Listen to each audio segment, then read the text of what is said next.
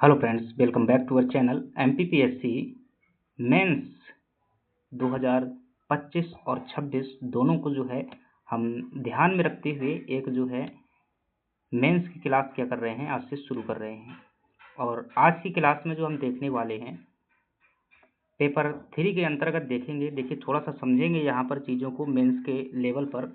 और यहाँ पर अगर देखें तो हम जो शुरू करने वाले हैं वो हमारी शुरुआत होगी पेपर 3 के अंतर्गत। एक यूनिट है, कुछ इस प्रकार से शुरुआत कर रहे हैं ताकि प्रीलिम्स के जो मांगे हैं उनको भी पूरा किया जा सके, क्योंकि सिलेबस में देखेंगे तो मेंस के सिलेबस में प्रीलिम्स वाले पॉइंट इनबिल्ट हैं। तो जो चीज़ें प्रीलिम्स में भी हैं मेंस में भी हैं, तो वहाँ पर हम थोड़ा सा कॉन्सेप्ट के साथ साथ में क्या करेंगे, कॉन्सेप्ट भी साथ में लेंगे और प्लस क्या ले लेंगे, फैक्ट ले लेंगे। तो दोनों चीज़ें हमारी क्या कवर हो जाएंगी। और चूँकि देखिएगा, समझ लेते हैं थोड़ा सा। आज पहली क्लास है तो समझना ज़रूरी है। जब हम मेंस की बात करते हैं, आपने एमपीपीएससी की अगर तैयारी शुरू की हुई है तो आपको ये बेसिक जानकारी होगी कि जो एमपीपीएससी का एग्ज़ाम होता है, यह एक सिविल सर्विस का एग्ज़ाम है जो कि हर स्टेट में होता है। अपने अपने स्टेट की सिविल सर्विस एग्ज़ाम होती है। और जो सेंट्रल लेवल पर होता है वो क्या होता है, यूपीएससी का एग्ज़ाम होता है। तो सेंट्रल लेवल के जैसा ही हर स्टेट में क्या होता है, सिविल सर्विस होता है, वो ऐसे ही मध्य प्रदेश में सिविल सर्विस उसे एमपीपीएससी कहते हैं। तो चूँकि ये भी सिविल सर्विस है, ये भी है, तो लगभग प्रक्रिया वही होती है। कुछ है यदि मामूली से अंतर होते हैं इसमें। अगर देखा जाए एमपीपीएससी में, तो अब जो है मैं 2026 के एग्ज़ाम को ध्यान में रखते हुए बता रहा हूँ चीज़ें। क्या तरीका है इसका कि इसमें 3 चरण जो है होते हैं। कितने चरण हैं अपने? 3 चरण हैं। अगर देखिए आपको पता है फिर भी आप जो है चीज़ों को ध्यान से देखिएगा, आपको जो है रियलिटी पता चलेगी कि वास्तविकता क्या है। इसमें जो प्रथम चरण होता है वो क्या होता है, प्रीलिम्स का होता है। दूसरा चरण क्या होता है, मेंस का होता है। और तीसरा चरण क्या होता है, साक्षात्कार या इंटरव्यू का चरण होता है। प्रीलिम्स में अगर आप देखेंगे तो यहाँ पर हमें 2 पेपर देने होते हैं। क्या देने होते हैं? 2 पेपर। पहला होता है पेपर GS1 का और दूसरा होता है इसमें आपका एप्टीट्यूड टेस्ट लिया जाता है, जिसे CSAT कहते हैं, सिविल सर्विस एप्टीट्यूड टेस्ट। तो ये दूसरा जो होता है CSAT का होता है। अब इसमें अगर बात की जाए तो जो लोग एमपीपीएससी की तैयारी करते हैं तो वहाँ उनको जो है 40% मार्क लाने होते हैं। किसमें? जो CSAT नाम का पेपर होता है प्रीलिम्स में। और जो GS का होता है, इसके आधार पर क्या बनती है, मेन कट ऑफ बनती है। लेकिन याद रखना, अगर आप 40% नंबर CSAT में नहीं लाते हैं तो आप यहाँ चाहे 100% कर लीजिएगा, आपका ये मान्य नहीं किया जाएगा। आप यहीं से फेल हो जाएंगे। क्या हो जाएंगे? आप जो है यहीं से पहले चरण में ही क्या हो जाएंगे, फेल हो जाएंगे। तो यहाँ आपको 40% स्कोर करना ही होगा। और वर्तमान में पता है आपको कि नेगेटिव मार्किंग एमपीपीएससी में जुड़ चुकी है, तो यहाँ भी थोड़ा सा ध्यान देने की आवश्यकता है। हालांकि बता देंगे, इतना ज़्यादा जो है टफ नहीं है CSAT का निकालना, क्योंकि इसमें 20 नंबर के गद्यांश आते हैं, उन्हें बहुत ध्यानपूर्वक सबसे पहले करना होता है। देन उसके बाद में कुछ हिंदी या फिर मैथ की चीज़ें कर लेते हैं तो जो है आपका सॉल्व हो जाएगा, ये बन जाएगा। पहले ऐसा होता था, इसे पढ़ने की आवश्यकता नहीं होती थी, क्योंकि तुक्का भी लगा देते थे। 20 नंबर के गद्यांश सही कर दिए, बाकी में सब में अटेंड बस कर दिए तो 10-15 क्वेश्चन सही हो जाते थे, क्योंकि 25% तुक्का लग जाते होते हैं अगर सभी में जो है एक ही ऑप्शन अटेंड कर दिया है। तो तब कोई दिक्कत नहीं होती थी। लेकिन अब नेगेटिव मार्किंग है तो थोड़ा सा जो है यहाँ पर भी आपको क्या करना पड़ेगा, ध्यान देना पड़ेगा। जब पेपर का टाइम हो तो लगभग 10 से 8 से 10 दिन जो है यहाँ थोड़ा थोड़ा देख लीजिएगा। ठीक है, यहाँ से कट ऑफ आपकी बनेगी। जब यहाँ 40% आप क्या करेंगे, पहले ये आपका कॉपी चेक होता है, ये वाला अगर आपके 40% मार्क्स है तो फिर ये चेक होता है। और इसके आधार पर क्या होती है, आपकी कट ऑफ बनती है। अब जब ये आप कट ऑफ पार कर लेते हैं तब आप कहाँ पर पहुँचते हैं, मेंस में पहुँचते हैं, दूसरे चरण में, जिसे मुख्य परीक्षा कहा जाता है। नाम ही नहीं है मुख्य परीक्षा, वास्तव में ये मुख्य है। इसमें क्या होते हैं, आपके 6 पेपर होते हैं। कितने पेपर होते हैं? 6 पेपर होते हैं। GS1 होता है, GS2 होता है, GS3 होता है और GS वर्तमान में, पहले तो इसे GS नहीं कहते थे, लेकिन चौथा पेपर जो है आपका एथिक्स और एंटरप्रेन्योरशिप इसमें जुड़ चुका है। तो इसमें जैसे मैं कह देता हूँ, वास्तव में इसमें 5-6 चीज़ें शामिल हैं। जो पेपर 4 है तो मैं पेपर 4 ही लिख देता हूँ, जब वहाँ पर चर्चा करेंगे तो इसे डिटेल में समझेंगे। और फिर होता है आपका पेपर 5 जो है हिंदी का होता है, और फिर जो है आपका पेपर 6 जो कि निबंध का होता है। तो ये वाला ठीक है, इतना ज़्यादा इसमें वेटेज मतलब मेहनत करने वाला वेटेज नहीं है, लेकिन स्कोरिंग है ये कितने का रहता है, ये 300 नंबर के रहते हैं दोनों पेपर, 200 की हिंदी और 100 नंबर के निबंध है। यहाँ नंबर खिंच जाते हैं, ठीक है। और ये वाले वो पेपर हैं जो कि लगभग इसमें पेपर अगर 1 में बात किया जाए तो मुख्यतः हिस्ट्री है और ज्योग्राफी है, ये 2 चीज़ें हैं। पेपर 2 में बात किया जाए तो पॉलिटी है और सोशियोलॉजी है, और पेपर 3 में बात की जाए तो साइंस और आपका इकोनॉमी है, ठीक है, इकोनॉमी है। तो ये जो है इतनी चीज़ें हैं, पेपर 3 में ही थोड़ा सा मैथ है, और पेपर 4 में बात की जाए तो इसमें नीति शास्त्र है, दर्शन शास्त्र है, दार्शनिक हैं, और फिर बाद में एंटरप्रेन्योरशिप है। तो यानी 4-5 सब्जेक्ट इसमें शामिल है पेपर 4 में भी। तो ये जो है सभी के सभी कितने होते हैं, 300-300 नंबर के होते हैं। पेपर 2 भी 300 का होता है, पेपर 3 भी 300 का है, पेपर 4 भी अब 300 का है, और ये जो है 200 का हिंदी का होता है, 100 का निबंध का होता है। तो ऐसे कुल मिलाकर के 3 चौको 12, 3 1500 नंबर क्या होता है आपका मेंस होता है। फाइनल कट ऑफ जो है यहीं से बनती है। इंटरव्यू आपका 185 नंबर का होता है। इन दोनों के नंबर जुड़ करके क्या है आपका कट ऑफ बनता है, और आप फाइनल सिलेक्शन में क्या है पहुँचते हैं। तो इतनी सारी चीज़ें, ये मेंस की चीज़ें आपको 3 से 4 महीने का प्रीलिम्स के बाद में समय मिलता है। किसी के बस का नहीं होता है भाई, जो पहले से अगर कुछ चीज़ें नहीं कर रखी हैं तो कोई नहीं पूरा करवा सकता, ठीक है। बाकी हवाबाजी चाहे कोई भी करता रहे, क्योंकि अपन भी इस फील्ड में जो है एक लंबे समय से जो है क्या है कर रहे हैं। तो कभी भी किसी भी स्थिति में अगर आपने पहले से तैयारी नहीं की हुई है, अगर आपसे पेपर 1 की जो हिस्ट्री, ज्योग्राफी, पॉलिटी, ये इनमें कुछ भी जानकारी नहीं है, और आप जो बैठे हुए हैं ऐसे फैक्ट पढ़े हुए हैं, तो काम नहीं चलेगा। आप जो है मेंस क्वालिफाइड नहीं कर पाएंगे। उतना ही कंपटीशन यहाँ भी है, क्योंकि अगर यहाँ से क्वालिफाइड नहीं करेंगे प्रीलिम्स से तो अपन मेंस में नहीं पहुँच सकते हैं। जब एक बार मेंस में पहुँच जाते हैं तो कुछ ना कुछ पढ़ाई हो ही जाती है यहाँ पर, तो अगली बार के इसमें क्या मिल जाती है, सहूलियत मिल जाती होती है। तो हम जो है इस बार प्रयास कर रहे हैं कैसा कि प्रीलिम्स भी अपना क्वालिफाइड हो, क्योंकि मेंस में जब पहुँचेंगे तो हिस्ट्री हमारी बहुत सारी पढ़ी हुई होगी, तो हम चीज़ें लिख सकते हैं, लिखने लायक ज्योग्राफी में भी लिख पाएंगे, पॉलिटी में भी लिख पाएंगे। लेकिन इकोनॉमी जो है अपनी क्या है, वीक है, ठीक है। तो ये नहीं लिख पाएंगे। अब चूंकि कितने की है, 150 नंबर की है, 150 नंबर की है। और साइंस भी मान लो कुछ बार ही लिख सकते हैं, हालांकि इनको करना पड़ेगा। तो एक मैं ये बता रहा हूँ कि बहुत सारी चीज़ें नहीं कर सकते हैं। अब इसमें जो अगर पढ़ने बैठे तो बहुत सारा लंबा सिलेबस है।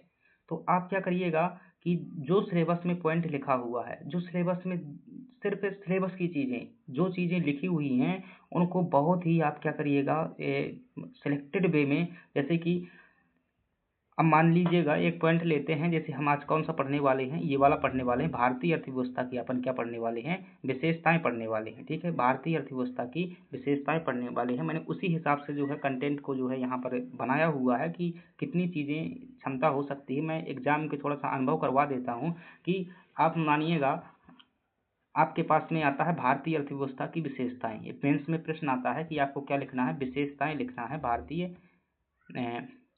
अर्थव्यवस्था की, क्या लिखना है आपको जो है विशेषताएं लिखना है। ये आपके पास में क्या आता है, एक प्रश्न आता है, ठीक है। और यही जो है आपका सिलेबस में दिया हुआ पॉइंट की भारतीय अर्थव्यवस्था की विशेषताएं। अब इसे जो है पूरा करने के लिए आपके पास में अगर 10 नंबर का प्रश्न आता है तो भाई 6 मिनट का समय है, 6 मिनट का समय है। और अगर 7 नंबर का प्रश्न आता है तो आपके पास में 3 मिनट का समय है। अगर 2 नंबर का प्रश्न आता है तो लगभग आपके पास में 50 सेकेंड का समय है। तो बताइएगा क्या करेंगे आप जो है। मैं चाहूँ तो यहाँ पर कितनी 20 विशेषताएं अपन कर सकते हैं भारतीय अर्थव्यवस्था की, तो क्या इतनी दे पाएंगे, नहीं दे पाएंगे। तो अपन क्या कर सकते हैं, क्या तरीका वो अपनाया जा सकता है। यही सिलेक्शन की जो क्या होती है रणनीति होती है कि एक जो है जब प्रोफेसर पढ़ाता है, एक विषय विशेषज्ञ पढ़ाता है, तो वो क्या करता है बहुत गहराई में बता देता है। उसके लिए आम बात होती है, क्योंकि एक विषय का वो एक्सपर्ट होता है। लेकिन आप एक जो है हर विषय का एक्सपर्ट नहीं बन सकते, क्योंकि आपके जो है एग्जाम में 22 से 25 सब्जेक्ट हैं। क्या आप इतना लेवल पर कर सकते हैं, नहीं कर सकते। आपको 100% नहीं करना है। अगर आप देखेंगे 1600 1500 से 1500 नंबर का मेंस रहता है, 1500 में अगर 700 नंबर भी अगर मेंस में ले आते हैं तो आपका सिलेक्शन हो जाता है। यानी कि आधे से कम नंबर में क्या हो जाता है, सिलेक्शन हो जाता है। तो सीधी सी बात है, पूरा करने की आवश्यकता नहीं है, 100% करने की आवश्यकता नहीं है। आपका जो 10 नंबर का प्रश्न है, आप कोशिश कीजिएगा उसमें कि 5 से 6 नंबर मिल जाएं, यानी कि उत्तर लिखिएगा, बस पूरा करने की जरूरत नहीं है, लेकिन अपने आसपास के लोगों से भी आगे निकलना है, तभी आपका सिलेक्शन हो पाएगा। तो इन विशेषताओं को आपको जो शॉर्ट में याद करना है, कैसे याद करना है, इस प्रकार से फॉर्मेट बनाइएगा कि विशेषताएं नंबर 1 हो गई, नंबर 2 हो गई, नंबर 3 हो गई, नंबर 4 हो गई, नंबर 5 हो गई, नंबर 6 हो गई, नंबर 7 हो गई, नंबर 8 हो गई। अधिकतम कितनी? 10 विशेषताएं। 10 नंबर का प्रश्न है, 8 या 9 भी कर सकते हैं। और इसमें जो क्या हो जाएंगे, 2 पॉइंट, एक क्या हो जाएगा, परिचय का पॉइंट हो जाएगा, और एक क्या हो जाएगा, निष्कर्ष का पॉइंट हो जाएगा। तो ये जो है 10 पॉइंट आपके हो गए। इतने में आराम से आपके 2 पेज भर जाएंगे। अगर 7 नंबर का प्रश्न आता है तो लगभग यही विशेषताएं आप जो है 5 विशेषताएं उठा करके डाल दीजिएगा, परिचय निष्कर्ष डाल दीजिएगा। अगर 2 नंबर का प्रश्न आता है तो 2 विशेषताएं या 3 विशेषताएं, सिर्फ हेडिंग हेडिंग लिख दीजिएगा। तो यही क्या होना है, आपका तरीका होना चाहिएगा। बहुत एक ज्ञानी बनने का प्रयास मत करिएगा, क्योंकि आप ज्ञानी नहीं बन सकते हैं। यकीन मानिए, अगर 22 सब्जेक्ट के ज्ञानी बनेंगे तो फिर क्या होगा। अगर आपको ज्ञानी बनने का शौक है तो आप एक विषय से क्या कीजिएगा, यूजीसी नेट दीजिएगा और उस विषय में एक्सपर्ट बनिएगा। इतना काफ़ी होता है, क्योंकि गवर्नमेंट भी वैसा ही मांगती है। एक्सपर्ट बनने के लिए एक विषय की विशेषज्ञता मांगती है। ये प्रेशर सिविल सर्विस का एक हिस्सा होता है। जानबूझकर के ऐसा जो है पैटर्न बनाया जाता है ताकि चीज़ें जो है आदत बन सके अधिकारियों की ऐसी। ठीक है, तो ये चीज़ें हैं। हम जो है इसी प्रकार से करने वाले हैं कि बहुत सिलेक्टेड कंटेंट करेंगे, ताकि भाई इतने पर भी करेंगे ना तो 22 सब्जेक्ट के जब आप ऐसे ऐसे इतना इतना करेंगे कि इसे रिवीजन भी तो करना होता है। आपको एक दिन का समय मिलेगा, मेंस में गैप नहीं मिलता है। ठीक है, मेंस में गैप नहीं मिलता है, वहाँ 3 घंटे में आपको चीज़ें सब निकालनी होती हैं। कितना भी आप नोट्स बनाए रखे हुए हैं, क्या मतलब है इन सब का? उन सब का मतलब नहीं है। तो अनुभव का अपने क्या कीजिएगा, हमारे अनुभव को लीजिएगा, क्योंकि अपन जो है कई बार दे चुके हैं, वहाँ चीज़ें नहीं लिख पाते हैं। वहाँ बहुत फिक्स टाइम होता है। सिर्फ एक बार जो है पेन अगर जो आपने लिखने से पेन अगर उठता है तो आपका एक क्वेश्चन जो है 2 नंबर गायब हो जाता है। सोचने का वहाँ समय नहीं मिलता है। तो बेसिक चीज़ें कम करिएगा, लेकिन जो है 100% परफेक्ट रखिएगा, रिकॉल करने योग्य रखिएगा। और आप जितना कंटेंट कम रखेंगे उतना ही क्या होगा, आपका याद रहेगा। और फटाफट चीज़ें जितनी लिख पाएंगे वही का नंबर मिल पाता है वहाँ। और एग्जाम के बीच में, एग्जामिनर के बीच में, और आपने कितनी योग्यता है आप में, वो कॉपी ही माध्यम होती है। जितना प्रेजेंट हो सके उतना ही कर पाइएगा। फालतू की चीज़ें जो है पढ़ने के लिए आप किताबों से क्या कर सकते हैं, खूब पढ़ सकते हैं। तो मैं जो करूँगा भाई सिलेक्शन के दायरे में करूँगा, जो संभव है चीज़ें। बाकी वो ऐसा नहीं करवाऊँगा कि एक पेज का भाषा हमने लिखवा दी, मतलब 100 शब्दों का परिचय लिखवा दिया, 50 शब्दों का निष्कर्ष लिखा दिया, तो वो ऐसा नहीं होगा। जो वास्तविक मांग है, जिसमें नंबर मिलते हैं, अपन क्या करेंगे, वैसा करेंगे। तो चलिए शुरू कर लेते हैं। तो थोड़ी सी अपन ने 12 मिनट चर्चा कर ली हुई है। तो चूँकि पहली क्लास थी, इसके बाद जो है अपन क्या करेंगे, पॉइंट टू पॉइंट सिलेबस में जो हर दिन का एक पॉइंट लेंगे। और लगभग जो है ये 90 दिन का समय है, जो प्रीलिम्स के टाइम तक जो है पूरी इकोनॉमी अपन क्या कर लेंगे, कवर कर लेंगे। बहुत आराम मिलेगा मेंस में, यकीन मानिएगा, अगर आप अभी कर लेते हैं। अन्यथा बाद की भड़बड़ी में कुछ भी नहीं होने वाला है। तो चलिए देखते हैं, आप इससे सीख भी जाएंगे कि मेंस कैसे किया जाता है। वरना इतने बड़े सिलेबस को अगर किताबों से पढ़ेंगे या किताबों के जैसा नोट्स बनाएंगे तो वो जो है बहुत भरकम हो जाता है, ना बाद में रिवीजन हो पाता है और ना कर पाते हैं। रिवीजन तो वैसे भी नहीं हो पाता है। तो आप क्या कीजिएगा, ऐसे मतलब विशेषताएं लिख लीजिएगा, या फिर जो भी शॉर्ट नोट बना रहे हैं जहाँ भी, और उन विशेषताओं को जो है आप जैसे भी डिजाइन करना चाहें डिजाइन कर सकते हैं, ताकि चीज़ें आपको जो है रिवीजन करने में बहुत आसानी हो जाती है। और जैसे मान लीजिए हमने पहली विशेषता लिखी मिश्रित अर्थव्यवस्था, कि भारत की अर्थव्यवस्था कैसी है, मिश्रित अर्थव्यवस्था, ये हमारी विशेषता हो गई। अब इसके अंदर कंटेंट देना है तो आप शॉर्ट में ही लिखेंगे कि भारत में जो क्या है, निजी क्षेत्र भी है, निजी क्षेत्र भी है, प्लस सरकार भी क्या करती है, हिस्सेदारी है। तो ये क्या हो गई, मिश्रित अर्थव्यवस्था हो गई। बस यही शॉर्ट नोट हो गया। और बता सकते हैं कि उद्योगों का अधिकांश हिस्सा निजी क्षेत्र के पास में है, लेकिन सरकार के पास में भी बहुत सारे उद्योग हैं। सरकार जो है उद्योगों को कंट्रोल करने के लिए बेहतर नियम बना सकती है। समझेंगे हम सब कुछ चीज़ें, बाकी लिखेंगे इतना ही, क्योंकि जैसा प्रश्न आएगा वैसी भाषा अपन बढ़ा सकें। तो चलिए चीज़ों को देखते हैं और समझते हैं। 2 शब्द आपको समझना है पहले, और वो शब्द कौन से हैं अपन बता देते हैं, ताकि अर्थशास्त्र का मतलब समझ सकें। और ये जो हिस्सा है हमारा कहाँ पर है, अगर आपको प्रॉपर दिखाई नहीं दे रहा है तो भाई थोड़ा सा क्वालिटी बढ़ाइएगा। ये जो है MPPSC का जो मेंस का सिलेबस है, पेपर 3 के अंतर्गत, पेपर 3 में जो पार्ट ए है जिसमें इकोनॉमी दिया हुआ है, और पार्ट ए की जो यूनिट 1 है उसका पहला टॉपिक है जिसका नाम है भारतीय अर्थव्यवस्था की प्रमुख विशेषताएं। अब इसमें जो है क्या क्या पेपर में बन सकता है? एक प्रश्न आपका 2 नंबर का आ सकता है यहाँ से, हो सकता है यहाँ से 7 नंबर का प्रश्न आ जाए, हो सकता है यहाँ से 10 नंबर का प्रश्न आ जाए। 10 नंबर के लिए आपको 200 शब्द चाहिए होगा, 200 शब्द कोई नहीं दे पाता है, वहाँ पर लगभग आपको प्रयास करना है 160 प्लस शब्द जो है निकाल आएँ शॉर्ट कंटेंट में, तो वो जो है पूरा का पूरा नंबर मिलते हैं। 200 शब्द नहीं लिखे जाते हैं, ना लिखने का इतना समय होता है। 7 नंबर का जो प्रश्न है ये बहुत इंपॉर्टेंट है। 60 शब्द जो है इसको दिया हुआ है एमपीपीएससी ने, तो 60 शब्द में से देने का प्रयास करना है। इसके लिए अधिकतम शब्द जो है आपके कितने हैं? 20 शब्द हैं। चलिए देखते हैं। 2 शब्द है हमारे पास में।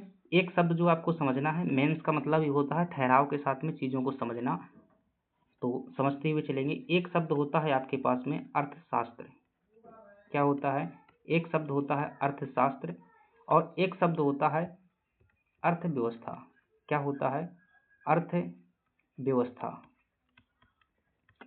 तो चूंकि जो हमारे सिलेबस में लिया हुआ है वो भारतीय अर्थव्यवस्था की विशेषताएं पूछी गई हैं, ना कि अर्थशास्त्र। तो थोड़ा सा इन्हें जान लेते हैं।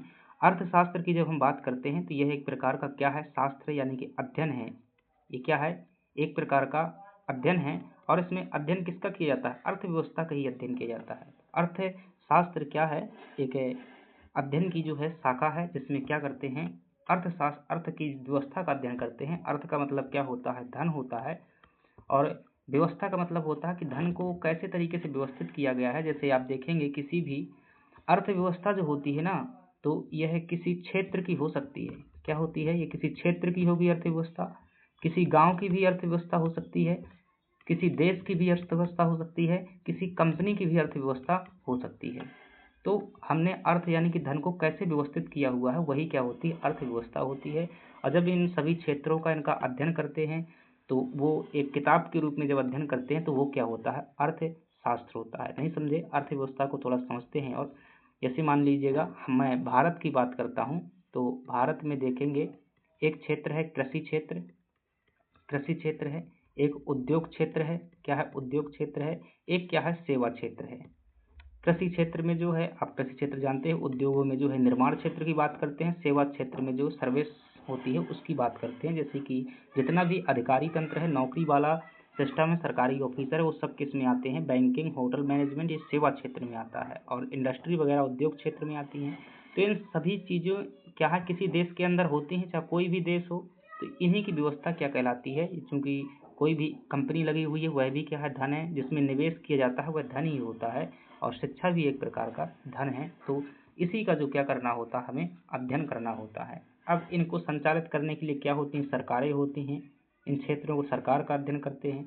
कृषि को संचालित करने के लिए विभिन्न प्रकार के कृषि बैंक हैं, तो बैंकों का अध्ययन करते हैं। उद्योगों को संचालित करने के लिए क्या है? यहाँ पर विभिन्न प्रकार के बैंक बनाए गए हैं।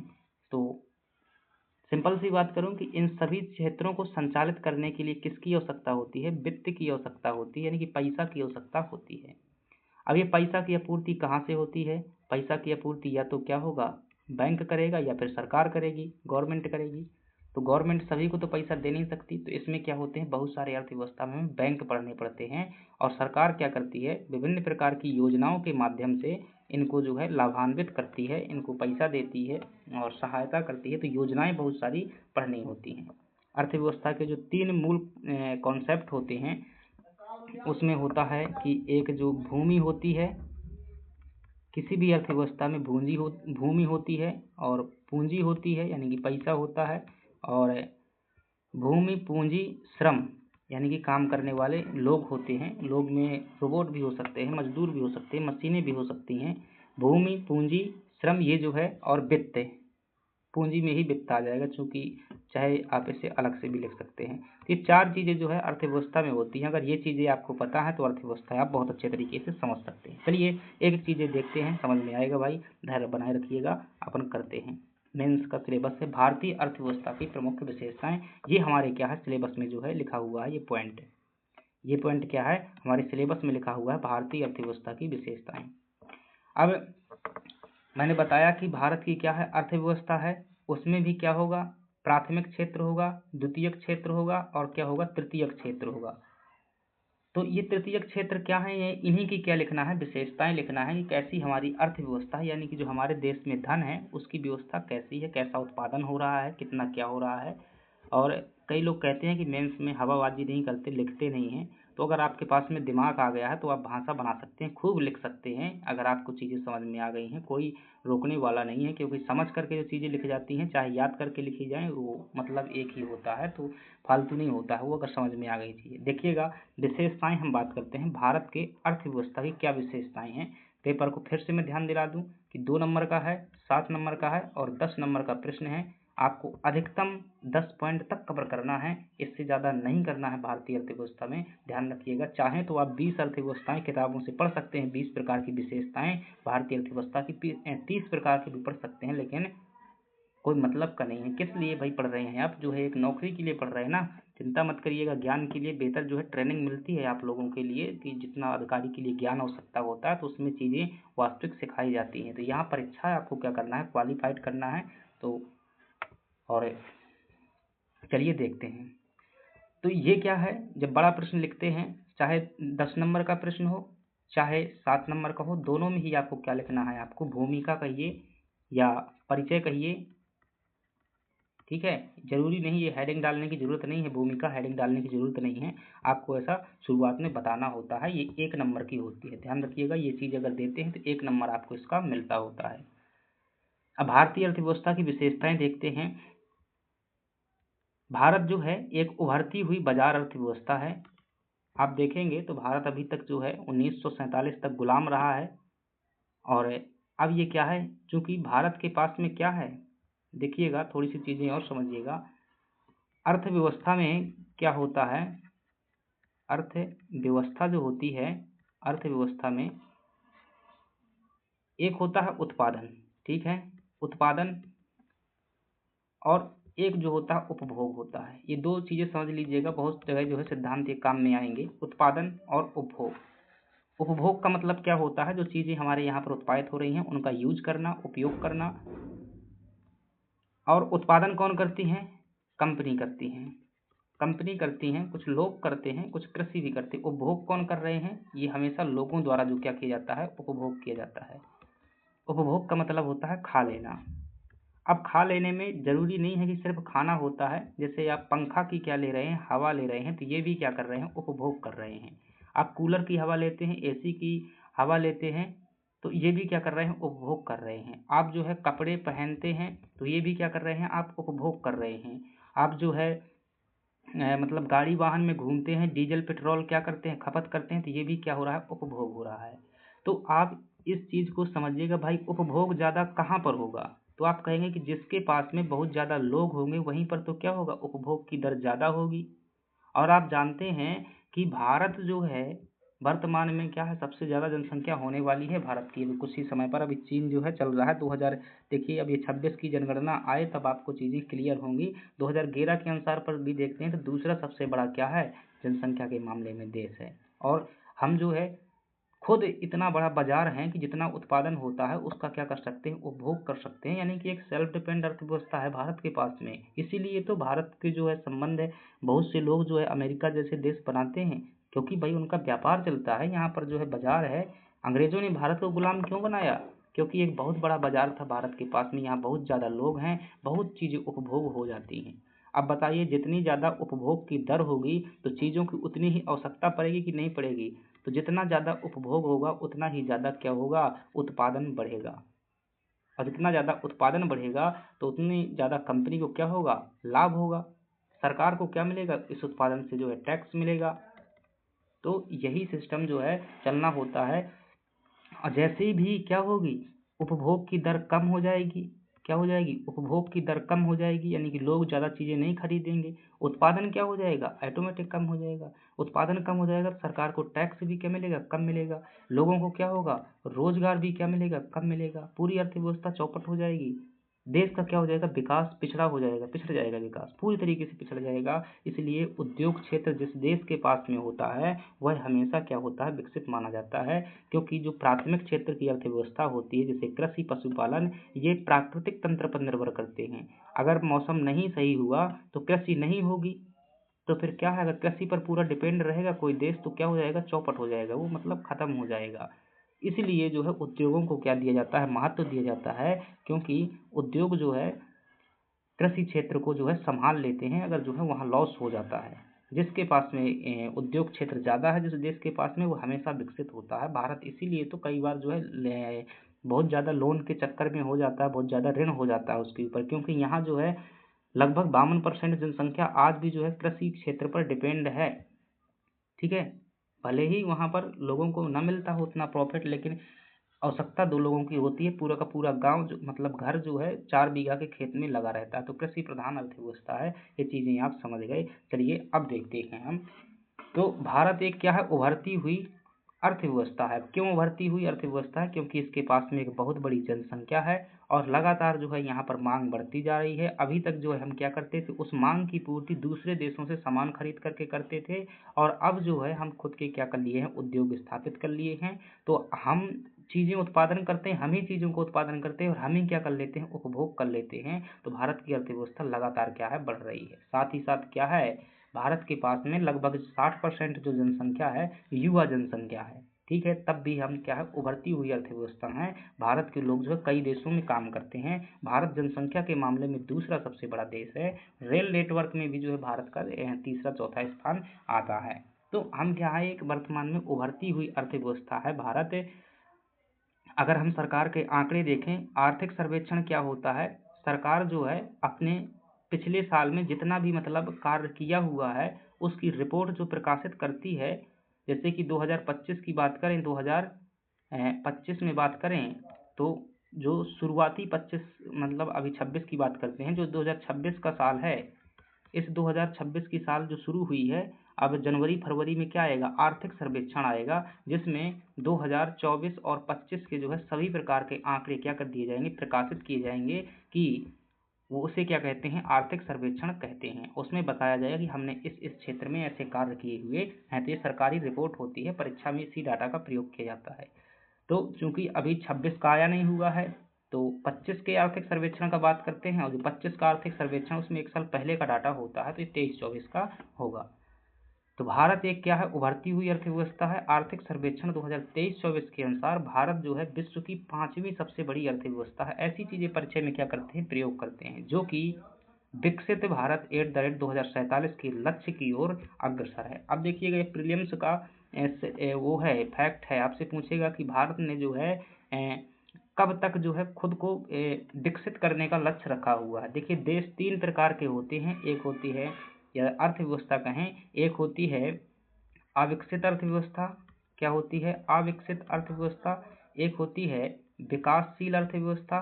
क्या होती है, विकासशील अर्थव्यवस्था। और एक होती है विकसित अर्थव्यवस्था। क्या होती है, विकसित अर्थव्यवस्था। विकासशील अविकसित अर्थव्यवस्था वह होती है जिसके पास में सब कुछ संसाधन होता है, परंतु उसके पास में उसका उपयोग करने के लिए तकनीकी पैसा और टेक्नोलॉजी नहीं होती है। तो ऐसे देशों में जो है ज़्यादातर कृषि और पशुपालन, प्राकृतिक जिंदगी जिया जाता है। जो विकासशील देश होते हैं, तो वो जो है अपने देश के खनिज संसाधन, जो भी पशुधन संपत्ति, जो भी देश के अंतर्गत जो संसाधन है, उनका उपयोग कर तो रहे होते हैं, लेकिन पूरी तरीके से उपयोग नहीं कर पाते हैं। तो ये मध्यम स्तर के होते हैं। और विकासशील देश वे होते हैं जिसके पास में सब कुछ होता है, मशीनरी बहुत अच्छी होती है, पैसा रुपया, वित्त, संसाधन, तकनीकी सब होता है, तो वो विकसित होते हैं।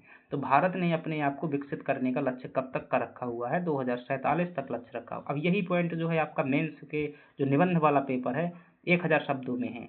तो चीजें वही सब हैं। तो यहाँ पर अगर अच्छे से पढ़ लिए तो निबंध लिख पाओगे वहाँ। तो ये क्या हो जाएगा, परिचय हो जाएगा कि भारत एक उभरती हुई अर्थव्यवस्था है। आर्थिक सर्वेक्षण 2023-24 के अनुसार भारत विश्व की 5वीं सबसे बड़ी अर्थव्यवस्था है, जो कि विकसित भारत @ 2047 के लक्ष्य की ओर अग्रसर है। या आप इसकी जगह पर लिख सकते हैं कि भारत ने 2047 तक खुद को विकसित राष्ट्र बनाने का संकल्प लिया हुआ है। तो ये क्या हो जाएगा, हमारा परिचय हो जाएगा। अब देख लेते हैं कौन कौन सी भारतीय अर्थव्यवस्था में विशेषताएं मौजूद हैं। तो पहली विशेषता जो है भारतीय अर्थव्यवस्था की, वो ये है कि मिश्रित एवं गतिशील स्वरूप है। देखिएगा, अर्थव्यवस्था फ्रेंड्स बात करते हैं, कई प्रकार से वर्गीकृत किया जाता है। एक अर्थव्यवस्था होती है पूंजीवादी अर्थव्यवस्था। क्या होती है, पूंजीवादी अर्थव्यवस्था। और एक होती है समाजवादी अर्थव्यवस्था। ठीक है, कैसी अर्थव्यवस्था, समाजवादी अर्थव्यवस्था। तो पूंजीवादी अर्थव्यवस्था जहां पर होती है, वहां पर निजी क्षेत्र का क्या होता है, अधिकार होता है। वही क्या करते हैं, कंपनी चलाते हैं, वही सब कुछ करते हैं। संपत्ति जो होती है देश की, उसमें ज़्यादातर अधिकार जो है प्राइवेट लोगों का होता है। और जो समाजवादी अर्थव्यवस्था होती है, वहाँ पर जो है अधिकार किसका होता है, जनता का होता है। देश के संसाधनों में जनता का अधिकार होता है। चूंकि जनता सीधे शासन नहीं करती है, तो जनता चुनाव के माध्यम से अपने प्रतिनिधि भेजती है, नेता भेजती है। तो हम भी ऐसे क्या करते हैं, यहाँ पर भी लोकतंत्र है, तो हम जिसे भी भेज देते हैं, अब वो चाहे शिक्षित हो या अशिक्षित हो, इससे मतलब नहीं होता है। वो अलग बात है कि भाई वर्तमान में जनता की इतनी ज़्यादा प्राथमिकता नहीं है, लेकिन सैद्धांतिक रूप हम समझिएगा, परीक्षा में सैद्धांतिक रूप देना होगा, तो जनता जिसे अपना अधिकार दे देती है, यानी कि वोट दे देती है, वही क्या बन जाता है, नेता बन जाता है। तो जो नेता बनते हैं वर्तमान में, वो क्या होते हैं, जनता ही होती है, यानी कि जनता के प्रतिनिधि होते हैं।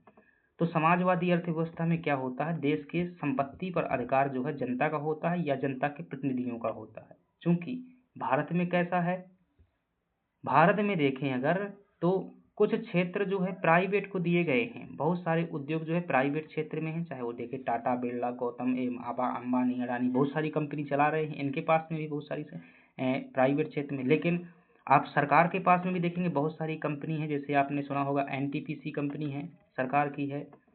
ओएनजीसी है, oil and natural gas corporation, ONGC है। मिनी रत्न, महारत्न कंपनी जो पढ़ी होंगी, लगभग 13 महारत्न कंपनी है।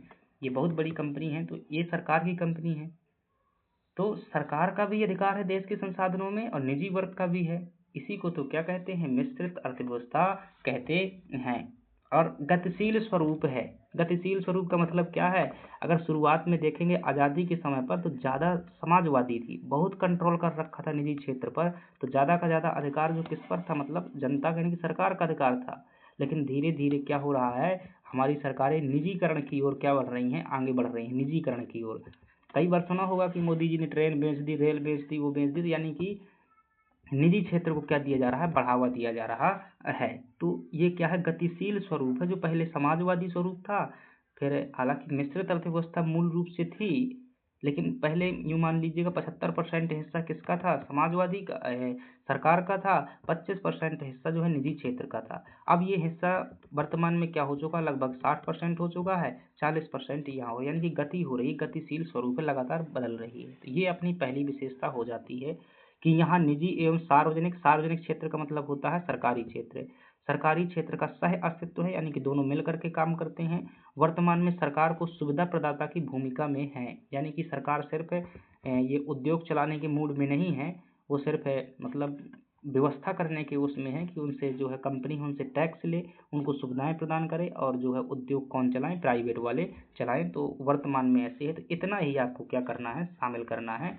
और आप ये और अच्छे से एक्सप्लेन कर सकते हैं, यदि आपके पास में वहाँ समय बचे तो आप बता सकते हैं कि जहाँ शुरुआत में आज़ादी के समय पर ये 1990 तक अगर बात की जाए, तो 1990 तक ज़्यादातर जो क्या थी, समाजवादी अर्थव्यवस्था थी, और 1990 के बाद हमने क्या कर दिया है, निजी क्षेत्र को बढ़ावा दिया है, जिसे एलपीजी की नीति कहा जाता है, मनमोहन सिंह के समय पर आई हुई थी ये। ठीक है, यानी कि एल का मतलब होता है उदारीकरण, पी का मतलब होता है प्राइवेट यानी कि निजीकरण, जी का मतलब होता है ग्लोबल यानी कि वैश्वीकरण, विश्व से जोड़ा गया है अर्थव्यवस्था को।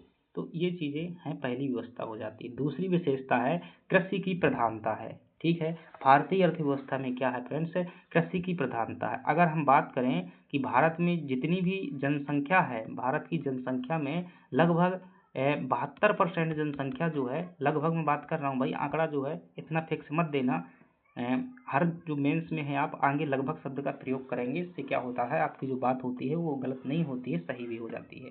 तो लगभग 72% जनसंख्या जो है वो कैसी है, ग्रामीण क्षेत्र में रहती है, यानी कि गांव में रहती है। और गांव के लोग जो ज़्यादातर होते हैं, उनका जीविका का आधार क्या होता है, कृषि होता है। ठीक है, तो कृषि की प्रधानता है। बताइए 72% जहाँ लोग लगे हुए हैं, तो किसकी प्रधानता होगी, कृषि की प्रधानता होगी, क्योंकि 72% गाँव में लगे हुए हैं, और गाँव का जीवन कृषि पर निर्भर है। तो दूसरी विशेषता है कि भारत में कृषि क्षेत्र की प्रधानता है। अब यहाँ पर मैंने भाषा नहीं लिखी हुई है, आप ये भाषा बता सकते हैं कि भारत की अर्थव्यवस्था में कृषि अर्थव्यवस्था की प्रधानता है, जहाँ अधिकांश लोग गाँवों में रहते हैं, और उनकी जीविका का आधार जो क्या है, कृषि है। अब ये डाटा से जो है अपनी बात क्या करेंगे, सिद्ध करेंगे कैसे प्रधानता है। ये आर्थिक सर्वेक्षण 2023-24 का डाटा है। अगर कुल जीबीए में देखेंगे यानी ग्रोस वैल्यू एडिशन, हिंदी में बोलेंगे सकल मूल्यवर्धन, यानी कि जितना भी सरकार का क्या कहेंगे भाई वैल्यू है, उस वैल्यू में जो है कितना हिस्सा है, 18% हिस्सा कृषि क्षेत्र का है। क्या है, 18% हिस्सा कृषि क्षेत्र का है। लेकिन निर्भरता अगर देखेंगे मतलब कितना कार्यबल इसमें लगा हुआ है, यानी कि जितने हमारे देश में कार्य करने वाला लोग है, व्यक्ति हैं, उनमें से जो कुल कार्यबल है उस कुल कार्यबल का लगभग 45.8% लोग जो है कृषि में लगा हुआ है। समझ रहे हैं, योगदान कितना है, 18.2% है। उद्योगों में मुट्ठी भर लोग लगे हुए हैं लेकिन उनका योगदान बहुत ज्यादा है। सेवा क्षेत्र में कम लगे हुए हैं। इसी कारण से तो भाई कृषि कभी विकास नहीं कर पा रही है। क्यों नहीं कर पा रही है, तो समझ रहे हैं ना, इसका योगदान यानी कि परिणाम इतना सा है और लोग इतने लगे हुए हैं। तो चीज़ें बात करेंगे भाई, हर विशेषता में अगर मैं तर्क पर जाऊंगा तो बहुत लंबी क्लास हो जाएगी। चीज़ों को समझिएगा, आप भी जो है थोड़ा थोड़ा मेहनत करिएगा। अपन जो है लगभग समझाने का प्रयास करते हैं, तो ये डाटा आप देंगे तभी ये आप जो है आपका ये पॉइंट सिद्ध हो पाएगा कि कृषि क्षेत्र की प्रधानता है। कार्यबल से अगर देखेंगे तो हमारा जितने भी लोग कार्य करने वाले हैं उनके लगभग आधे लोग यानी कि 45.8% लोग जो है किस में लगे हुए हैं, कृषि में लगे हुए हैं। हालांकि इसमें जो है एक विशेषता अलग से निकाल सकते हैं, कृषि की निम्न लाभ दर है, तो ये बात से सिद्ध कर देंगे कि निम्न लाभ दर कैसे है, योगदान 18.2% है, लोग ज्यादा लगे हुए हैं। तो ये जो कृषि प्रधानता है वो किस पॉइंट से सिद्ध की हुई है, कार्यबल से सिद्ध की हुई है कि यहाँ पर जहाँ ज्यादा लोग लगे होते हैं तो उसी को प्रधान माना जाता है। चलिए अगली विशेषता की बात करते हैं। फिर भी आपका कोई भी प्रश्न रह जाता है तो भाई टेलीग्राम में जो है आप बता सकते हैं या फिर कमेंट बॉक्स में अपना प्रॉपर प्रश्न डाल सकते हैं ताकि हम उस पर जो है चर्चा कर सकें, क्योंकि टेलीग्राम में आएगा तो वहाँ पर बता तो देंगे लेकिन क्या होगा कि उतने अच्छे तरीके से वीडियो में यहाँ पर ज़्यादा क्लियर हो जाता है। तीसरी विशेषता है जनांकीय लाभांश। तो इसका मतलब क्या है, जनांकीय लाभांश किसे कहते हैं, तो देखिएगा जैसे जनसंख्या आप जब अध्ययन करते हैं तो एक जनसंख्या होती है फ्रेंड्स निर्भर जनसंख्या। क्या होती है, निर्भर जनसंख्या। और एक जनसंख्या होती है मतलब डिपेंड जनसंख्या, या कह सकते हैं कि जो मैं बहुत साधारण भाषा बताता हूँ, कमाने वाली जनसंख्या। तो जैसे एक अपने आप घर में ही देखेंगे तो कुछ लोग क्या होंगे, वृद्ध होंगे जो काम करने की अवस्था में नहीं होंगे, तो क्या होंगे, निर्भर होंगे। कुछ क्या होंगे, बच्चे होंगे, वो भी जो है काम करने की अवस्था में नहीं होंगे, तो उन्हें क्या कहते हैं, निर्भर जनसंख्या। और जो जनसंख्या कुछ लोग ऐसे होते हैं कि काम करते हैं यानी कि कमाने वाली जनसंख्या होती है। तो भारत की जनसंख्या जो है जनांकीय लाभांश की स्थिति में है। इसका मतलब क्या है कि यहाँ पर निर्भर लोग कम हैं और कमाने वाले लोग ज्यादा हैं। तो फिर आप कहेंगे कि भाई क्यों नहीं विकास हो रहा है, भाई विकास इसलिए नहीं हो रहा है क्योंकि जो कमाने वाले लोग हैं उनके पास में कौशल का अभाव है। किसका अभाव है, कौशल का अभाव है, योग्यता का अभाव है। कैसी योग्यता, समझ में नहीं आया। आप अपने आसपास से देखेंगे चीजें ज्यादा समझ पाएंगे। आपके घर में मान लेते हैं 5 लोग हैं, ठीक है, 5 लोग हैं, तो इन 5 लोगों में से ज्यादातर लोग क्या होंगे भाई, खेती किसानी कृषि में दक्ष होंगे।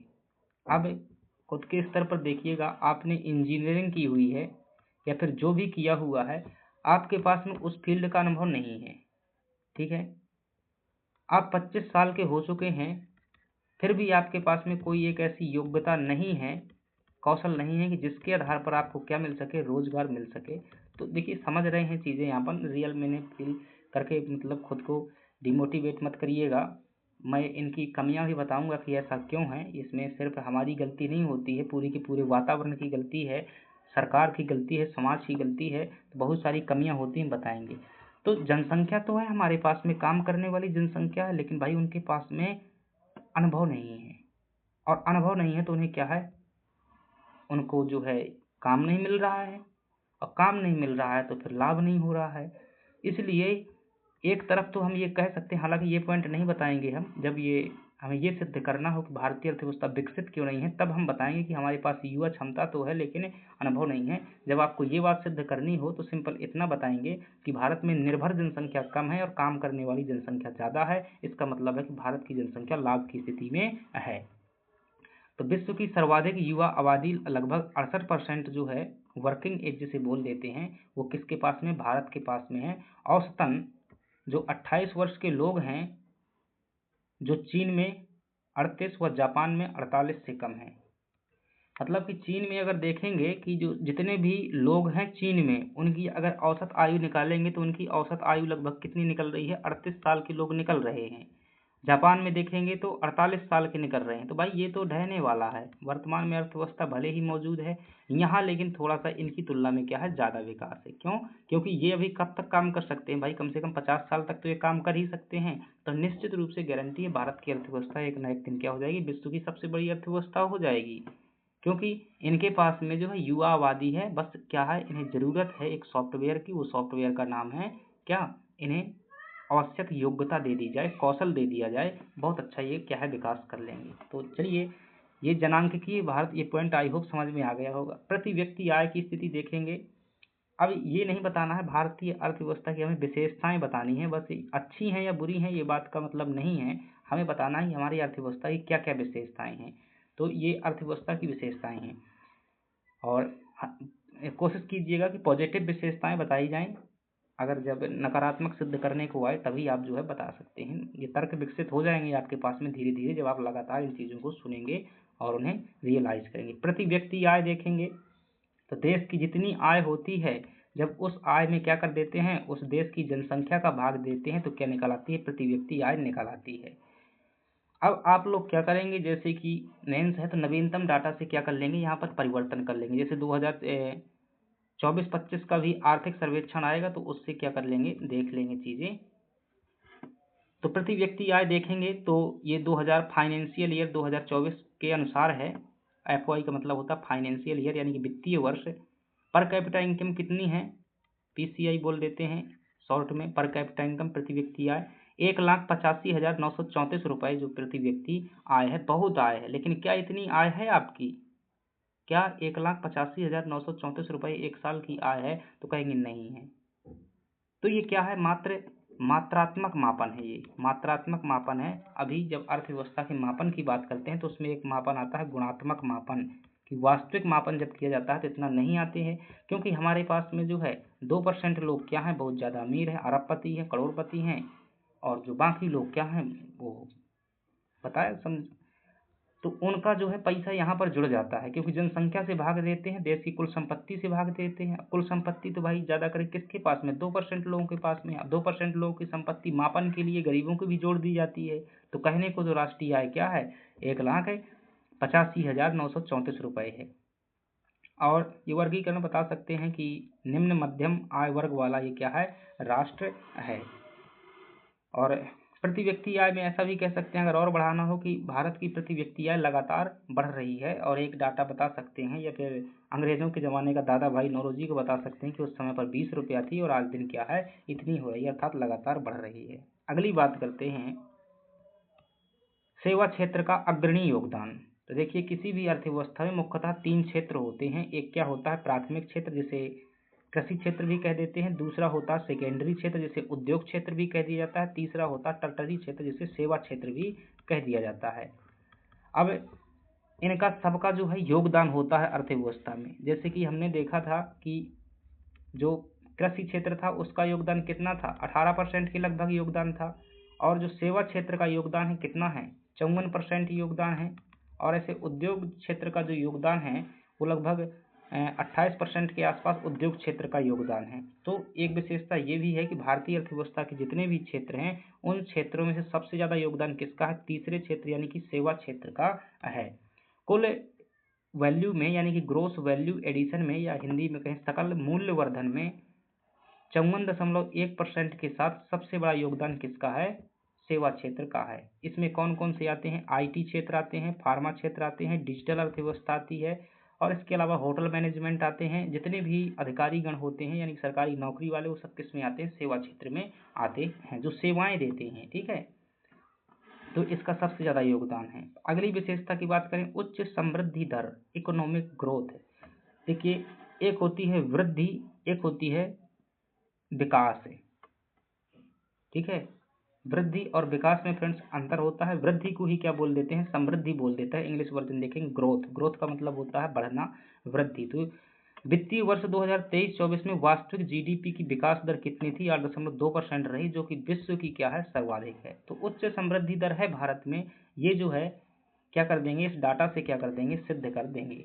ठीक है, तो ये जीडीपी विकास दर है, ये वास्तव में विकास नहीं इतना हो रहा है। वो फिर से बताया मैंने कि इसमें जो है अमीरों की पूंजी जुड़ जाती है तो विकास लगता है, बाकी जब गुणात्मक मापन करते हैं तो इतना नहीं निकल करके आता है। लेकिन डाटा है, आपको याद करना है, इसे सिद्ध करना है। तो अगर जो 23-24 का वित्तीय वर्ष है उसके हिसाब से देखेंगे तो वास्तविक जीडीपी की विकास दर हर वित्तीय वर्ष में होती है विकास दर। अगर ये विकास दर अभी आएगी 24-25 की भी आएगी, अगर ये क्या हो जाती है, माइनस हो जाएगी, तो क्या कह देंगे कि जो ग्रोथ रेट है भारत की या देश की अर्थव्यवस्था की वो घट गई है। लेकिन पिछली वर्ष की तुलना में ये बढ़ी हुई है। तो जो ये इतनी विकास दर है 8.2%, दुनिया में इतनी कहीं भी विकास दर नहीं है। ठीक है, तो ये सबसे ज्यादा पूरे देश में है, तो इसे क्या कह सकते हैं, उच्च समृद्धि दर है भारत में। अगली बात करते हैं पूंजी निर्माण और बुनियादी ढांचा। ये भी क्या है, भारतीय अर्थव्यवस्था की एक विशेषता है। पूंजी निर्माण और बुनियादी ढांचा, अगर ये देखेंगे, निवेश दर देखेंगे तो जीडीपी का 31.3% है। जैसे पूंजी निर्माण का मतलब आप समझ रहे हैं, जैसे आप वर्तमान में जो पढ़ रहे हैं ये क्या हो रहा है, आपका एक पूंजी निर्माण ही हो रहा है। पूंजी निर्माण का मतलब ये कभी नहीं होता है कि पैसा जोड़ना, हर उस चीज में निवेश करना जिससे क्या है, भविष्य में उत्पादन की संभावना है। जैसे कि सरकार रोड बना रही है, ठीक है, सरकार रोड बना रही है, कंपनी में कोई क्या कर रहा है, शेयर खरीद रहा है, कोई कंपनी बना रहा है, कोई घर बना रहा है, तो ये क्या है, निवेश है। जरूरी है आगे चल करके क्या होगा, उससे कुछ ना कुछ लाभ जरूर हो। कोई ट्रैक्टर खरीदता है, कोई गाड़ी खरीदता है, कोई मतलब मशीनें खरीदता है, तो ये क्या होता है, निवेश होता है। तो पूंजी निर्माण एवं बुनियादी ढांचा यहाँ पर देखेंगे तो जीडीपी का लगभग 31% क्या है, इसमें जा रहा है। समझ रहे हो ना, गवर्नमेंट क्या बना रही है, स्कूल बना रही है, रोड बना रही है, रोड बना रही है, गार्डन बना रही है, पर्यटन विकास कर रही है, देवी लोक बना रही है, राम लोक बना रही है, महाकाल लोक बना रही है। तो बहुत से ऐसे कार्य सरकार कर रही है। तो उससे क्या हो रहा है कि सरकार का निवेश हो रहा है, और निवेश से जो है बुनियादी ढांचा, पानी, सड़क है, ये सब जो है बुनियादी मतलब जो मूलभूत ढांचा होना चाहिए उसका क्या हो रहा है, विकास हो रहा है। तो कितना सरकार निवेश कर रही है, तो आप क्या बताएंगे, जीडीपी यानी कि जो ग्रोस क्या बोलते हैं भाई, जीडीपी होती है देश की ग्रोस डोमेस्टिक प्रोडक्ट होता है, जो सकल उत्पादन होता है देश का, जितना भी उत्पादन है पैसा का, उसका 31.3% जो है इसमें क्या किया जा रहा है, बुनियादी ढांचा को विकास करने में और पूंजी निर्माण करने में निवेश किया जा रहा है। इसमें राष्ट्रीय लॉजिस्टिक नीति भी हो सकती है और गति शक्ति जैसे मिशनों की अवसंरचना भी शामिल है। अब देखिएगा धीरे धीरे चीजें समझ में आएंगी। लॉजिस्टिक नीति और जब लॉजिस्टिक पढ़ेंगे तो उसमें समझ में आएगा। गति शक्ति यानी कि योजनाएं पढ़ेंगे, गति एक अर्थव्यवस्था की गति बढ़ सके इसके लिए परिवहन के साधन, सड़क, रोड, ट्रेन इत्यादि का विकास किया जा रहा है। तो सिंपल सी बात यह है कि सरकार जो है बुनियादी ढांचा का विकास करने के लिए पर्याप्त प्रयास कर रही है और इसके लिए 31.3% अपनी जितनी भी कुल संपत्ति है उसका निवेश कर रही है हर साल। आय एवं क्षेत्रीय असमानता है। भारतीय अर्थव्यवस्था में देखेंगे तो आय क्या है, सभी लोगों की क्या है, असमान है, और क्षेत्रीय असमानता भी है। भाई है या नहीं है? अगर मैं मध्य प्रदेश की ही छोटी सी बात कर दूं बता करके, तो ये मानिएगा मैं क्षेत्रीय असमानता सिद्ध कर रहा हूँ कि है या नहीं है पूरे देश में। ये जैसे मैंने मध्य प्रदेश का मानचित्र बनाया, अगर आप ये वाला एरिया देखेंगे, ये वाला एरिया, ठीक है, तो खूब विकसित है मध्य प्रदेश में। ये वाला एरिया, यहाँ तक का एरिया जो है ये वाला डेवलप एरिया है, ठीक है, ये वाला एरिया विकसित है। यहाँ पर जो है आपके जैसे इंदौर हो गया, देवास हो गया, उज्जैन हो गया, ठीक है, धार हो गया, भोपाल हो गया, राजगढ़ हो गया, बिरसा हो गया, ये वाले क्षेत्र जो है खूब विकसित हैं। लेकिन इधर वाला क्षेत्र देखेंगे, इधर वाला क्षेत्र पूरा का पूरा, इधर वाला और इधर वाला क्षेत्र देखेंगे, ये विकसित नहीं है। तो इन लोगों को सुख सुविधाएं ज़्यादा हैं। भाई सिंपल सी बात करूँ यार, मैं अभी 2022 का जब मेरा मेंस की परीक्षा थी, तो मतलब ठंडी के ही टाइम पर मेंस की रख दी हुई थी। मैं कई बार सोचता हूँ कि भाई सरकारें करती क्या हैं, कैसे जो एक तरफ तो बात करती हैं न्याय और समानता की बात करती हैं, आप पीएससी का मेंस लिखवा रहे हैं, एक सेंटर आप जो है बुंदेलखंड में दे रहे हैं, एक सेंटर इंदौर में दे रहे हैं, इतनी ठंडी होती है भयंकर कि बच्चा कब आंसर राइटिंग करेगा और कब क्या करेगा, आंसर राइटिंग प्रेजेंट कर पाएगा, कैसे लिख पाएगा। भाई काम वैसे भी नहीं होता है यहाँ पर, जो जलवायु खतरनाक है बुंदेलखंड की। और एक तरफ यहाँ का इतना अच्छा मानसून मौसम है कि व्यक्ति जो है यहाँ पर लगभग 16 से 18 घंटा आसानी से काम कर सकता है अगर चाहे तो। विकास होता है उन क्षेत्रों का, इन क्षेत्रों का विकास नहीं होता है, क्योंकि अभी ठंडी के सीजन में ही देखेंगे आप तो लोग जो है 10 बजे तक जो है क्या रहते हैं, बिस्तर में रहते हैं। क्यों? क्योंकि काम करने का, ठीक है आप लोगों के पास में भाई एसी है, गर्म एसी है, पक्के घर है, वो है तो ठीक है, लेकिन गांव स्तर पर देखिएगा लोगों को तालाब से पानी लेने जाना है, पशुओं को पानी देना है, कुआं से पानी निकालना है, तो कैसे काम कर सकते हैं। और इन लोगों से प्रतिस्पर्धा करवाने के लिए आप जो है इन कम विकसित क्षेत्रों को जो क्या कर देते हैं, जोड़ रहे हैं, तो कैसे यहाँ के लोग जो क्या कर पाएंगे, सफल हो पाएंगे। तो ये क्या है, क्षेत्रीय असमानता है कि कुछ क्षेत्र जो है ज्यादा विकसित है, ये मध्य प्रदेश से समझाया हुआ है। भारत में भी ऐसे ही है, पूर्व के क्षेत्र विकसित नहीं है। कुछ मुंबई, दिल्ली, कलकत्ता जैसे शहर जो है बहुत ज्यादा विकसित है, वहाँ का संसाधन विकसित है, वहाँ विकास हो रहा है, उनके लोगों की आय ज्यादा है। चूंकि हर क्षेत्र में अलग अलग जलवायु है, अलग अलग प्राकृतिक तंत्र है, इसलिए वहाँ का जो है लोग भी वैसा ही मतलब योग्यता हो पाती है। अब आपके पास में क्या है भाई, बहुत अच्छा स्कूल है शुरू से ही, तो आप क्या करेंगे, अच्छा संसाधन बन पाएंगे, अच्छा एजुकेशन हो पाएगा। और आप अपने गांव में देखते हैं कुछ, मतलब मैं किसी एक के लिए नहीं कह रहा हूँ भाई, पूरे देश के लिए बता रहा हूँ, समझाने का तरीका है। और आप एक गांव वाले क्षेत्र में देखेंगे तो वहाँ पर 3 किलोमीटर पर स्कूल है, वो भी बीच में क्या पड़ती है, नदी पड़ती है। और पता चला कि नदी में जो है बच्चे ही गायब हो जाते हैं, बरसात में जो है नदी बाढ़ में आ जाती है। तो कैसे ये बच्चा जो है यहाँ की प्रतिस्पर्धा कर सकता है, जिसके पास में जो है घर के पास में स्कूल है, अच्छी कोचिंग है, संस्थान है, तो वो नहीं कर सकता ना इसकी तुलना।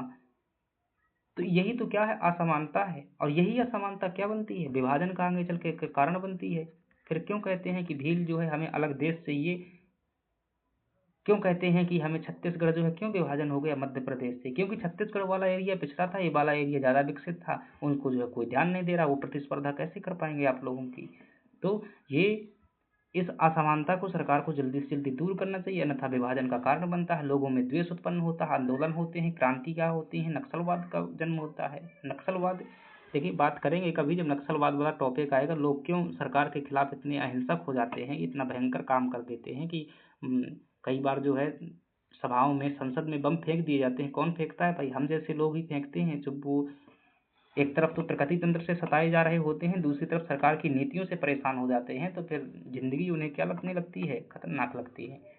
तो चलिए, ये मतलब अपन लोग समझ रहे हैं, रियल अनुभव से जितना अच्छे समझेंगे उतना अच्छी आंसर राइटिंग कर पाएंगे। और फिर से कहूँगा कि मेन से भाई ये इसमें याद करने की चीज़ें कम होती हैं, जितना अच्छे से ध्यान से समझेंगे उतना ही तो भारत में क्या है, क्षेत्र में क्या है, असमानता है। और असमानता क्यों है, कारण है, प्राकृतिक कारण है। कैसा प्राकृतिक कारण है, कहेंगे जहाँ पर ज़्यादा खनिज होंगी तो वहाँ पर क्या है, अच्छी कंपनी लग जाएंगी, वहाँ के लोगों को रोजगार मिल जाएगा, वहाँ के लोग विकसित हो जाएंगे। जहाँ जो है ज़्यादा उत्पादन होता है, जहाँ की ज़मीन ज़्यादा उपजाऊ है, अच्छी वर्षा होती है, वहाँ पर अच्छी खेती होगी, वहाँ के लोगों की आय ज़्यादा होगी, उनकी सुख सुविधा, जीवन अच्छा होगा, वो अच्छा पढ़ लिख पाएंगे, अच्छा विकास कर पाएंगे। जिनके पास में जो है अच्छी सड़कें हैं, स्कूल है, डॉक्टर है, स्वास्थ्य के लिए अस्पताल है। अब जो है आपको यूँ मानिएगा भाई, आपके घर में क्या है, कोई बीमार होता है, वहाँ पर आपके पास में 10-15 किलोमीटर में हॉस्पिटल ही नहीं है सरकारी हॉस्पिटल एक, तो वहाँ पर जो है डॉक्टर ही नहीं है, पता चला वहाँ कुत्ता लेटा हुआ है। ठीक है, रियलिटी है भाई। अभी जो इंदौर की न्यूज़ थी ना, ये देखेंगे, आपने देखा होगा ना कि सरकारें कैसे काम करती हैं। पानी के कारण कई लोग मर गए थे, अभी 12-13 लोग जो है उनकी डेथ हो गई है। एक अस्पताल में क्या है, चूहा जो क्या कर जाता है, वो नवजात बच्चे को कुतर जाता है। तो ये जो है, और इंदौर क्या है, देश का सबसे स्वच्छ शहर है। तो रियलिटी है ये भाई, रिपोर्टों में कुछ और होता है और कुछ और होता है।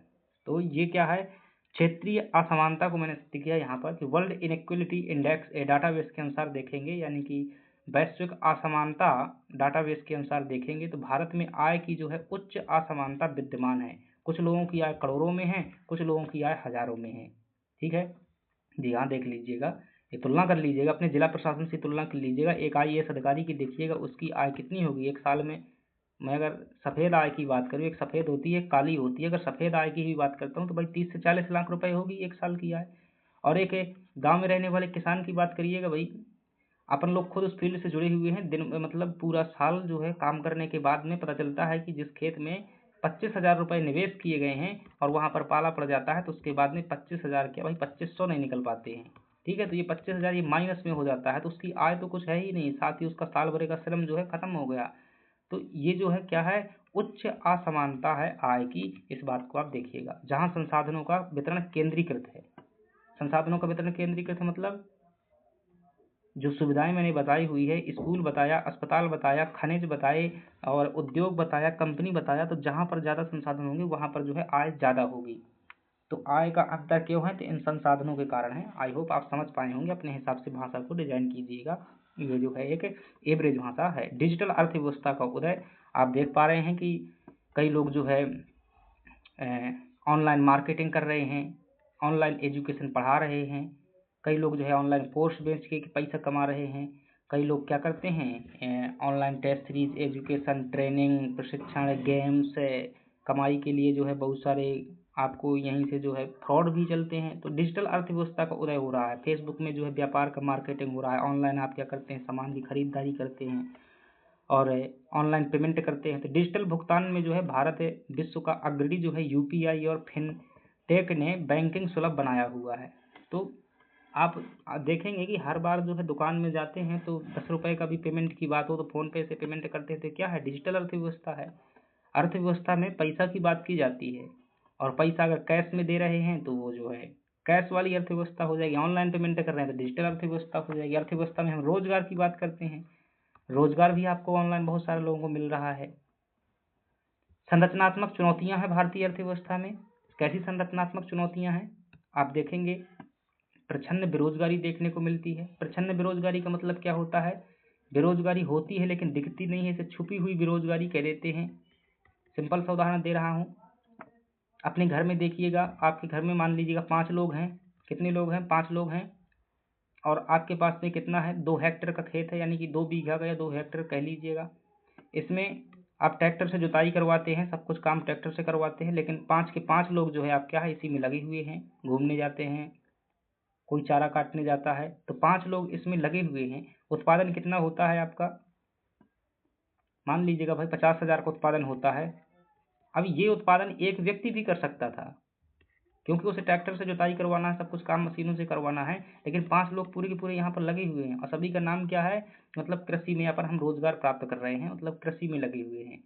तो वास्तव में 4 लोग यहाँ बेरोजगार हैं और 1 लोग की जो है वास्तविक आय है। तो प्रच्छन्न बेरोजगारी इसी को कहते हैं। ठीक है, तो जहाँ उनकी वास्तविक आय नहीं होती है लेकिन दिखता है कि वो कुछ ना कुछ काम कर रहे होते हैं, तो ये क्या है, प्रच्छन्न बेरोजगारी है।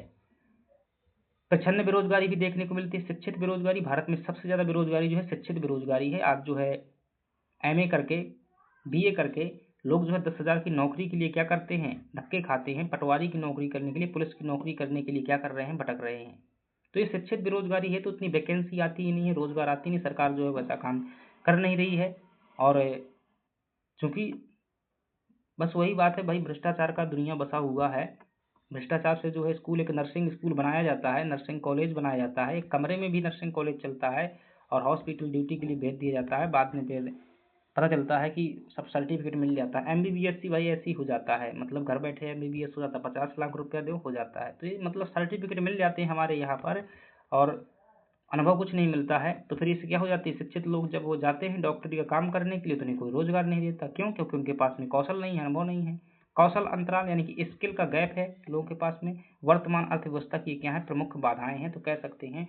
और संरचनात्मक चुनौतियों में कह सकते हैं कि भाई रोड सड़क का अभाव है। यहाँ पर मत देखिएगा, भोपाल इंदौर दिल्ली मत देखिएगा, आप देखिएगा कि गांव लेवल पर देखिएगा, जिला सड़कें देखिएगा, बहुत सारी जैसे सड़कें हैं तो वहाँ पर परिवहन की सुविधा ही नहीं है। बरसात में देखिएगा लोग आ जा ही नहीं पाते हैं। तो ये क्या है, चुनौतियां हैं, यानी कि दिक्कतें हैं।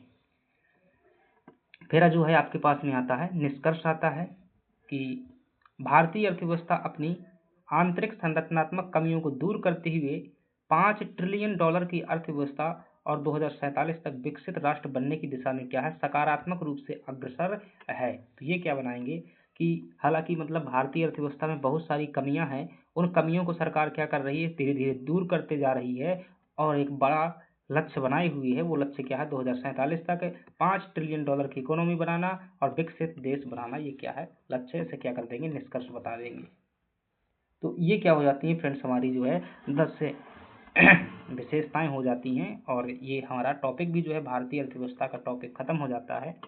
और बताइएगा भाई कैसा लगा आपको, क्या सुधार की आवश्यकता है, क्योंकि इससे ज़्यादा अगर चर्चा करेंगे तो भाई संभव नहीं है, क्योंकि समय का भी अभाव है और बाद में जो है आप इतना कवर नहीं कर पाएंगे। बाकी हम समझाने में कमी नहीं है, चाहूँ तो मतलब ये 15 मिनट में जो है पढ़ सकता था, लेकिन चलिए ठीक है। ये पीडीएफ आपको जो है टेलीग्राम में मिल जाएगा, वहीं पर आप जुड़िएगा। लगातार प्रीलिम्स के टेस्ट देते रहिएगा। ये जो है प्रीलिम्स के फैक्ट, अभी जब प्रीलिम्स वाले इकोनॉमी के टॉपिक आएंगे तो वहाँ पर थोड़ी सी और चर्चा करेंगे। अब देखिएगा प्रीलिम्स में जैसे यहाँ क्वेश्चन क्या हो सकते हैं, प्रीलिम्स में एक ये हो सकता है कि विकसित भारत का लक्ष्य कब तक है, ठीक है।